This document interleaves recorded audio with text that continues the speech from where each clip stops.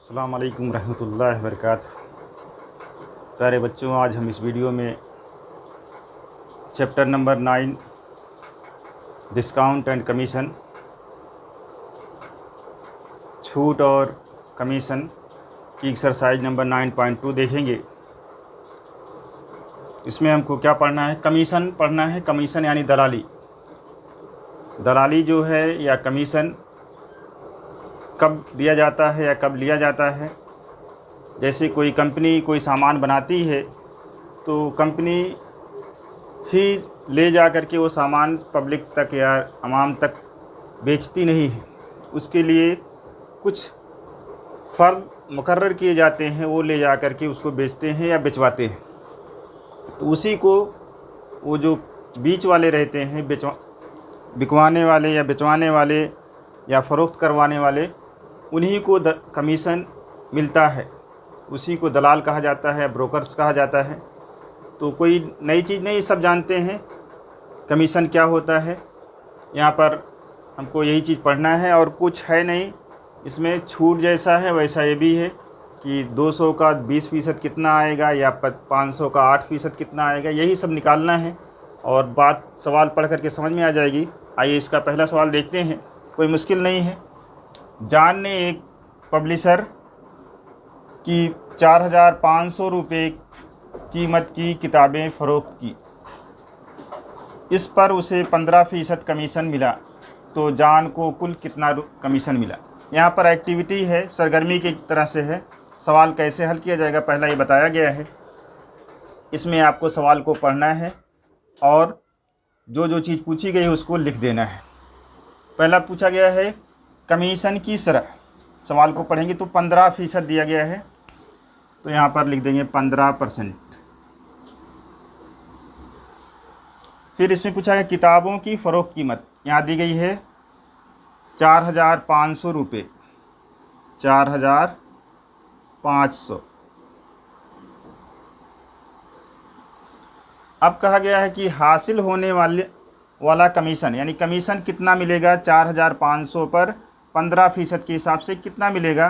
तो उसको जब हल करेंगे यानी 4,500 का 15% लिखेंगे तो उसके बाद क्या लिखेंगे? ये आपका 4,000, ये 15/100, 15% है इसलिए 15/100 हो जाएगा और ज़रब 4500 या 4,500।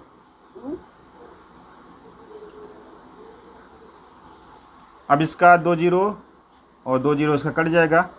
15 को 45 से ज़रब कर लेंगे, वो कमीशन रुपए में आ जाएगा। कितना हो जाएगा? 15×5 = 75 के 5 और 15×4 = 60 और 60 = 67। 675 रुपये कमीशन बनेगा जॉन का। तो यही है। इसमें देखिए आपको क्या करना है, पढ़ना है सवाल को। उसमें किताबों की फ़रोख्त कीमत दी गई है 4,500 रुपये, यहाँ पर लिखना है इस बॉक्स में। फिर कमीशन की शरह 15% दी गई है, यहाँ पर लिखना है कमीशन की शरह। फिर उसके बाद हासिल होने वाला कमीशन यानी 4,500 का 15% कितना आएगा। बटे वाला यहाँ दिया गया है इसलिए 15/% की अलामत हटती है तो बटे 100 लिखा जाता है और ज़रब ये कितनी रुपया है वो लिख दिया गया है। और इसको जब हल किया गया है तो 0 0 कट गया है और 15 से 45 को ज़रब कर लिया गया है, तो ये हमारा सब सरगर्मी मुकम्मल हो जाएगी। इसी तरह से इसका दूसरा सवाल भी है, ये भी कोई मुश्किल नहीं, बस वही चीज़ आपको उतार लेना है सवाल पढ़ करके। रफ़ीक 4% दलाली देकर दलाल के मार्फत 15,000 रुपये के फूल फ़रोख्त करता है। यहाँ पर लिख लेंगे दलाली की शरह। ये बराबर कितना है? 4% है, 4% है। और फ़रोख्त कीमत कितनी है? 15,000 रुपये।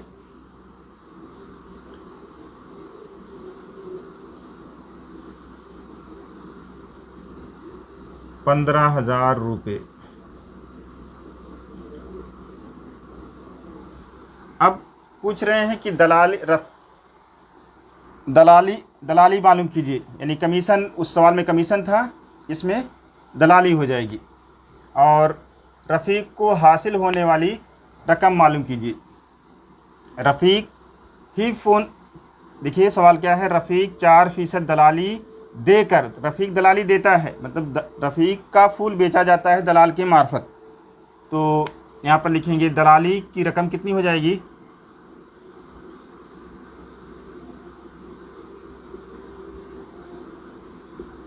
ये बराबर हो जाएगा 15,000 का 4%, 15,000 का 4%। इसी को जब हल करेंगे तो चाहे 15,000 पहले लिखिए या 4 पहले लिखिए, उससे कोई मतलब नहीं है। सही लिखने का तरीका यही है कि 15,000 पहले लिखा जाता है, जरब 4/100। 15,000 लिखा जाता है, का को हटाया जाता है, जरब लिखा जाता है, और 4 की फीसद की अलामत लिखा हटाई जाती है तो बटे 100 लिखा जाता है। 2 जीरो इसका कट जाएगा, ये बराबर हो जाएगा 150 जरब 4, ये बराबर हो जाएगा 4 से जरब कर लेंगे, 4 0 0, 4 5 20, 4 का 4 2 6, 600 रुपये दलाली की रकम आ जाएगी। तो यही पूछा गया दलाली मालूम कीजिए, यानी कि दलाली की रकम जो आ गई हमारी 600 रुपये आ गई। एक आंसर ये हो गया हमारा। दूसरा पूछा गया रफ़ीक को हासिल होने वाली रकम। अब इस पैसे में से ही दलाली दी जाएगी, 15,000 में से ही दलाली दी जाएगी। तो रफ़ीक को कितना पैसा मिलेगा, ये 15,000 का फूल उसने बेचा, दलाल ने बेचा है, बिचवाया है, तो इसमें से 600 रुपया ले रहा है। तो लिखेंगे रफ़ीक को हासिल होने वाली रकम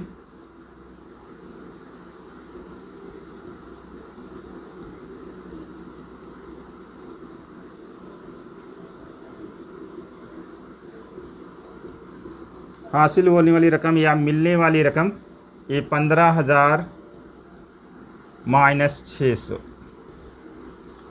तो ये कितना हो जाएगा, जीरो में से जीरो निकलेगा जीरो, जीरो में से जीरो निकलेगा जीरो, यहाँ 10 हो जाएगा, 10 में से 6 निकलेगा 4, और यहाँ पर ये 4 हो जाएगा, और एक 14,400 रुपये जो है रफ़ीक को पैसा मिलेगा जब उसका सामान बिक जाएगा। तब फूल उसका बिक जाएगा तो रफ़ीक को कितना पैसा मिलेगा, 14,400 रुपये। इसका स्क्रीनशॉट ले लेंगे और इसको हल कर लेंगे।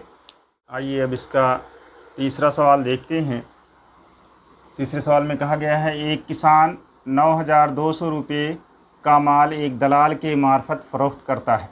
किसान है, दलाल के मार्फत 9,200 रुपये का माल फ़रोख्त करता है, उसे 2% दलाली देनी पड़ी, तो दलाल को कितनी रकम मिलेगी। हल लिख लेंगे इसका, बहुत मुश्किल नहीं है, एकदम आसान है। सवाल पढ़ करके क्या लिखा गया है, दलाली की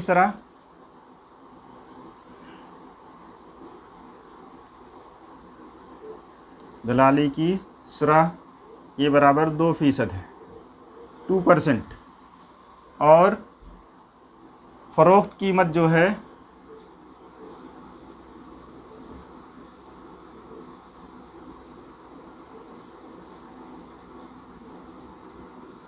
ये 9,200 रुपये है,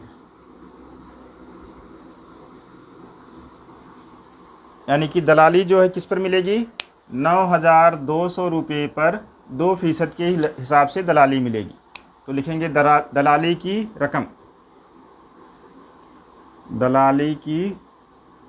रकम ये बराबर, अगर जाब्ते की शक्ल में लिखना है तो जाब्ता होता है दलाली की शरह जरब फ़रोख्त कीमत, यही दोनों को जरब कर लिया जाता है।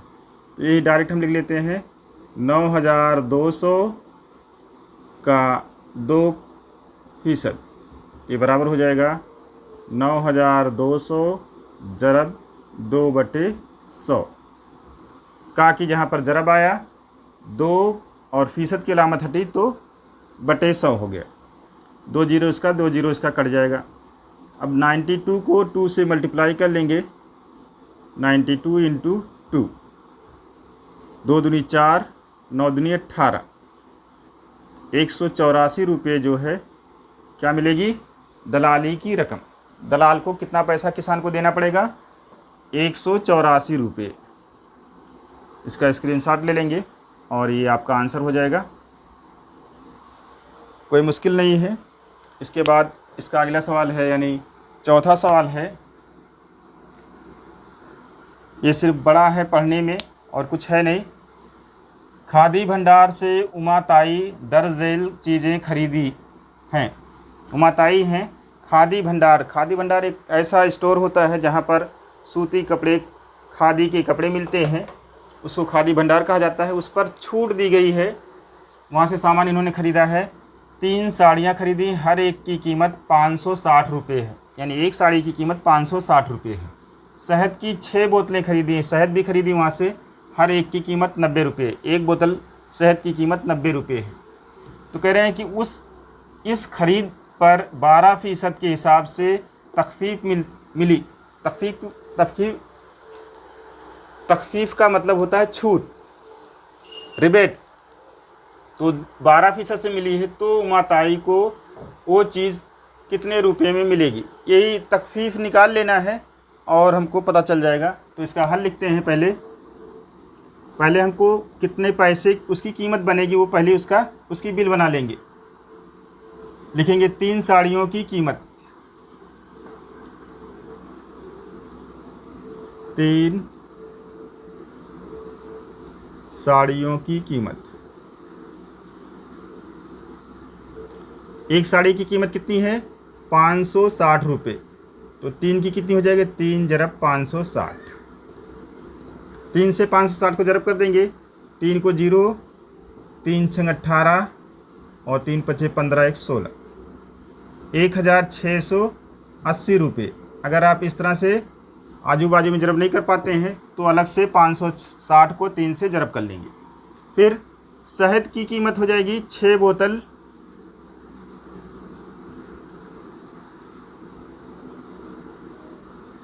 शहद की कीमत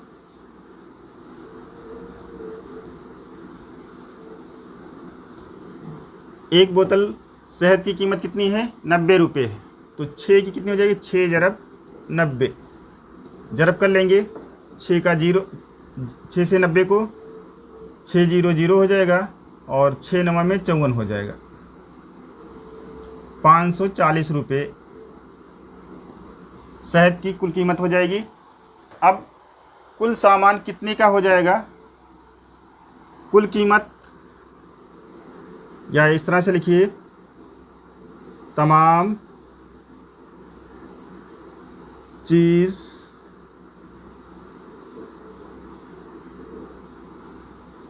की कुल कीमत, ये बराबर हो जाएगा कितना? 1680 जमा 1680 जमा 540। ऐसे भी जमा कर सकते हैं। ये बराबर हो जाएगा 0 0 8 4 12 और 5 6 11 1 12 हो जाएगा और 2 हो जाएगा। 1 1 2, 1 हासिल था। तो ये रुपया की अलामत ये है। 2220 रुपये कुल सामान की कीमत हो जाएगी। अब क्या किया गया है? तखफीफ की शरह यहाँ दी गई है। तखफीफ की शरह 12% है। तो कह रहे हैं सामान खरीदेंगे वो चीज़ें कितने रुपए में मिलेगी। अब ये तखफीफ नफ़ी कर दी जाएगी तो तखफीफ की रकम निकालेंगे।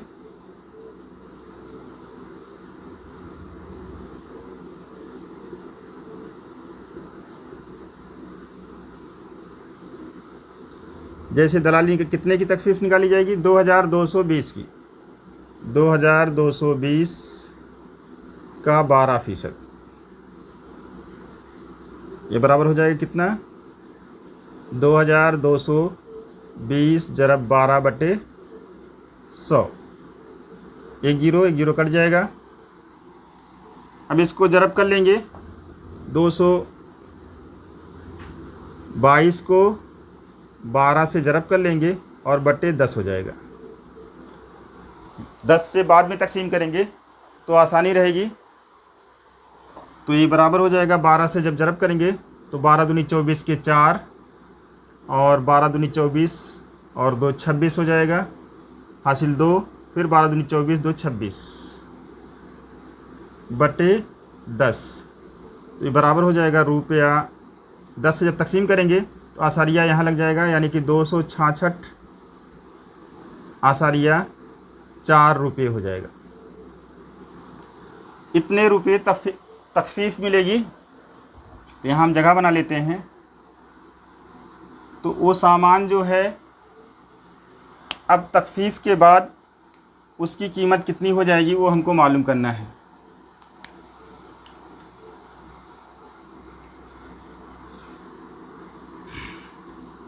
कितने रुपए में मिलेगी चीज़ों की कीमत।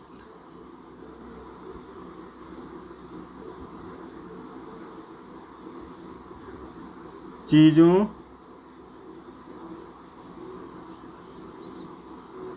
की कुल कीमत, की कुल अदा की गई कीमत, अदा की गई कीमत, ये बराबर हो जाएगा 2220 नफ़ी, यहाँ हम जगह बना लेते हैं 266 आसारिया 4। एक मिनट फिर से देख लेते हैं, सॉरी,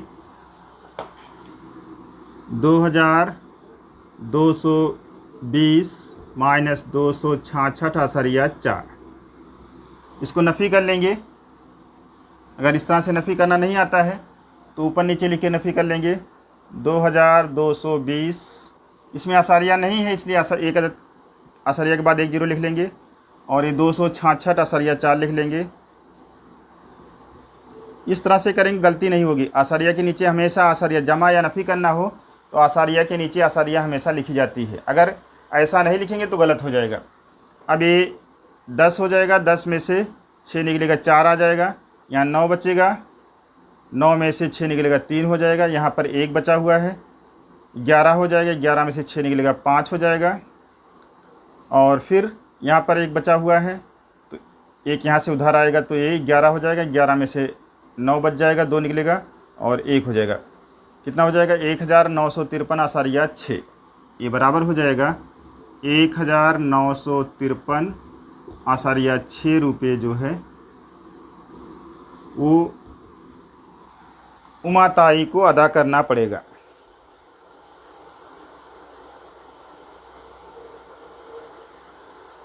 इस तरह से इसका आंसर यही आपका आ जाएगा 1953 आसारिया 6 रुपये।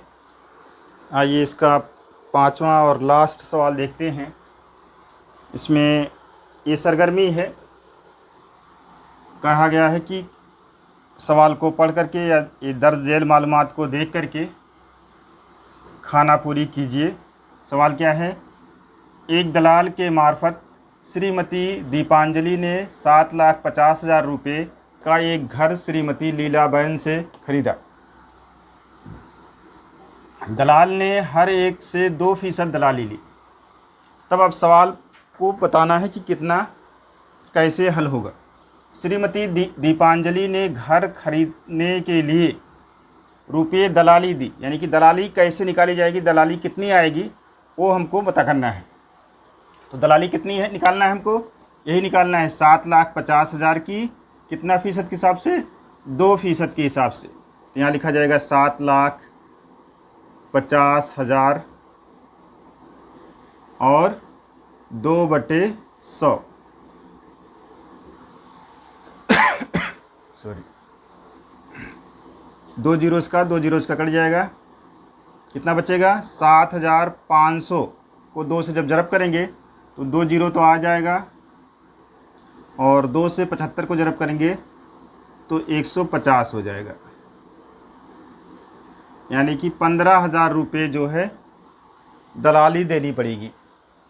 ये आपको 7,500 को 2 से अलग से कहीं ज़रब कर लेंगे तो भी आ जाएगा, यानी कि श्रीमती दीपांजलि ने दलाली कितना दिया 15,000 रुपये। और सवाल में साफ साफ लिखा है कि हर एक को 2% दलाली देनी पड़ती है।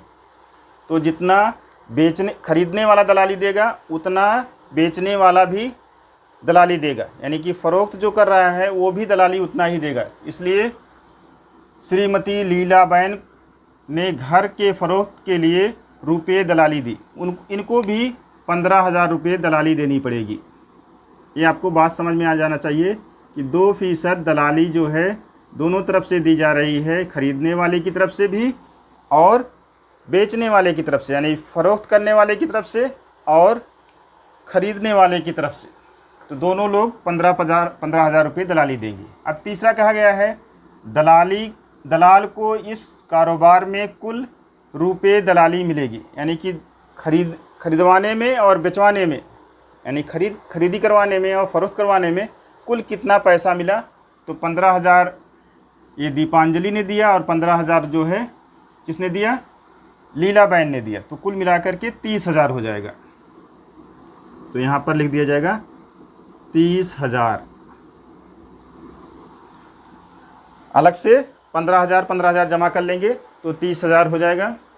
फिर उसके बाद कहा गया है सवाल में कि श्रीमती दीपांजलि को घर रुपये में मिला। तो घर की कीमत तो इतनी रखी गई थी 7,50,000, लेकिन दलाली 15,000 देनी पड़ी। तो श्रीमती दीपांजलि को कितना पैसा देना पड़ेगा, 7,50,000 में 15,000 रुपये और देना पड़ेगा। तो कितना हो जाएगा, 0 0 0 0 5 5 1 6 7,65,000 रुपये आ जाएगा। कितना, 7,65,000, 1000 में 3 0, इतना रुपये जो है श्रीमती दीपांजलि ये खरीद रही हैं, दलाली इनको अलग से देनी पड़ेगी। और श्रीमती लीलाबेन घर को बेच रही हैं, तो जितने में बेच रही हैं उतने पैसे में से 15,000 रुपये उसको देना पड़ेगा दलाल को। तो 7,50,000 माइनस 15,000 हो जाएगा, नफ़ी 15,000। 0 0 0, अब ये 10 में से 5 निकलेगा 5, यहाँ 4 बचेगा, 4 में से 1 निकलेगा 3 और ये 7,35,000। ये आप एकदम क्लियर समझ जाएंगे कि बेचने वाले को जितने पैसे में बात तय हुई है उसी पैसे में से दलाली की रकम देनी पड़ेगी, यानी कि 7,50,000 में से 15,000 रुपये दलाली देनी पड़ेगी। और जो ख़रीद रहा है वो 7,50,000 रुपये जो है घर वाले को देगा और 15,000 रुपया अलग से दलाल को देगा। ये इस तरह से खाना पूरी हो जाएगी और इसमें कुछ है नहीं, आप इस तरह से मुकम्मल कर लेंगे। इंशाल्लाह सारी बातें समझ में आई होगी। अगर कोई दिक्कत आती है तो कमेंट बॉक्स में लिखिए, इंशाल्लाह रहनुमाई की जाएगी। जज़ाकल्लाहु खैर।